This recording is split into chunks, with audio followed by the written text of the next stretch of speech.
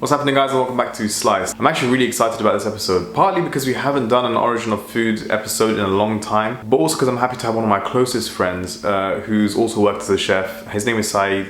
He has a lot of good knowledge about Egypt. He spent a year living there as part of his degree. And so I thought, how can we talk about the history of falafel and I'm not bringing this guy into it? So without further ado, I'm going to hand it over to him. Like many symbols of national identity, the origins of falafel are widely contested. Some claim it came from the Levant, while many more still claim that it came from Egypt when the Copts who were fasting Lent were looking for an alternative to meat. The distinctive feature of Egyptian falafel is that it is made with broad beans as opposed to chickpeas.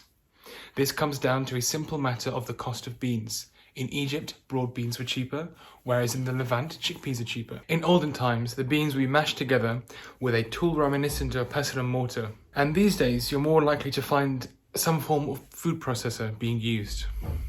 What has stayed the same, though, is the recipe. You'll have beans, whether they be chickpeas or broad beans, mixed with green herbs and vegetables such as spring onions or leeks. Unlike much of the Western world, falafel is a food of the people. In Egypt and much of the Middle East, this becomes evident within an hour of arriving in any of the big cities. You'll find carts or shops or vendors all throughout the city, in every district, selling these delicious balls of fried goodness. Falafel is a triple threat. It is fast, tasty, and cheap. As is inevitable with any popular food, some shops and carts are more famous than others. Of the most famous of these shops is one in Alexandria called Muhammad Ahmad. This actually is the inspiration for today's recipe, because when I lived in Egypt, I was lucky and fortunate enough to talk to the man who was making the falafel all day, every day. And he gave me a few tips and tricks, which I then passed on to Yusuf. The people who work in this shop glide from kitchen to dining room with the elegance of a ballerina, carrying trays stacked to degrees you would not believe. In this country, I often find that falafel is something that cannot be eaten apart from with meal deals or at lunchtime in a wrap. This is kind of strange to me, as while I did grow up in this country, my experience with falafel is that of someone who is more culturally affiliated with the Middle East. In the Middle East, falafel can be eaten at breakfast or dinner. During Ramadan, those who cannot afford to have things like chicken and meat, which is a surprising amount of people, will often break their fast using falafel because it's so cheap. In this way, falafel is truly a food of the people. In short, falafel is a food steeped in tradition that is as culturally significant as fish and chips, if not more so. It's one of the Middle East's most accessible dishes, and its appeal crosses both borders and culture, in a way that other dishes haven't really managed to do successfully. If you would like to learn more about falafel, its cultural impact, and the way in which it forms a part of Middle Eastern identity, then please come and listen to the podcast that myself and my good friend Libby are making, where we go in depth into not only the history and culture, but what falafel means to individuals living in the Middle East.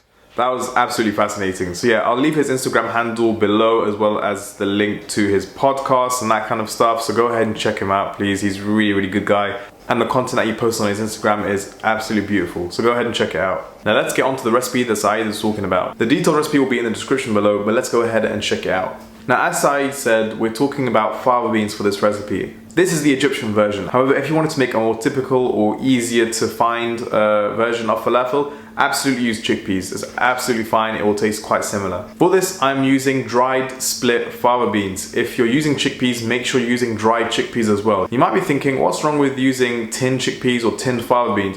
It's purely texture. It's going to be way too soft if you use it from a tin. You're just not going to get that good bite to the falafel. It's going to be way too wet. You really want to get a nice firm texture within it. There is a massive difference, trust me. And look, using dried, it's just as easy to store, no issues whatsoever. So trust me, use dried. What I'm going to do is soak it in some water, covering the top and just leaving it overnight so that the water can sort of soften it. The next day I'm going to drain it, and you're going to be left with beans that are nice and sort of soft, but they're also firm. While that's chilling out in the corner, I'm going to go ahead and prep my other ingredients. You can also do this the night before if you'd like, just to save some time. I'm going to peel some garlic cloves. I'm also going to chop 1 leek into sort of fine pieces. It doesn't have to be super fine, but just chop it up. Also gonna go in with 10 spring onions, depending on the size of the spring onions, just kind of, you know, figure it out, just playing around with the measurements. Also gonna go with a couple tablespoons of fresh coriander, a couple tablespoons of parsley, just chopping them up really nicely. We're gonna add all of this into a blender, and as you can see, all of the things that we've used here, the leek, the spring onions, the coriander, the parsley, is gonna give it that lovely green color on the inside.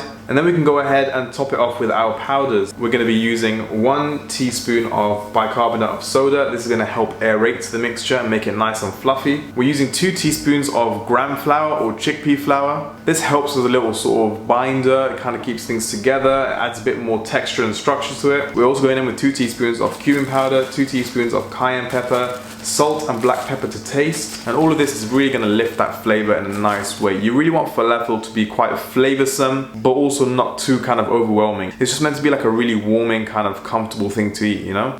Yeah, I'll be honest, I tried to blend it and it kind of jammed my blender because, well, it was a smoothie maker. I should have known better, to be honest. So yeah, I actually ended up taking it out and doing it by hand in a pestle and mortar, which you didn't actually film, but as Saeed said, it's actually a traditional way of doing it. So that was my intention all along, I guess.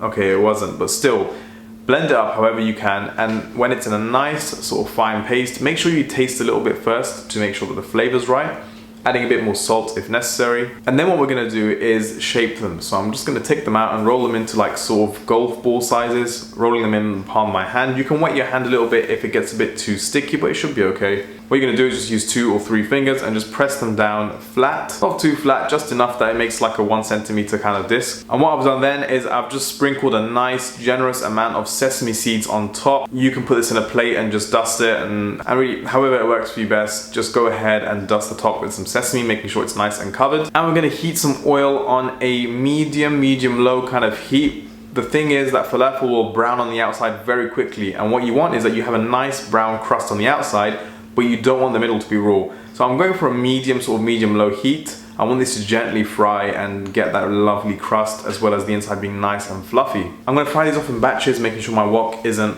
overcrowded. Once it's nicely browned, I'm gonna remove it and put on some kitchen paper.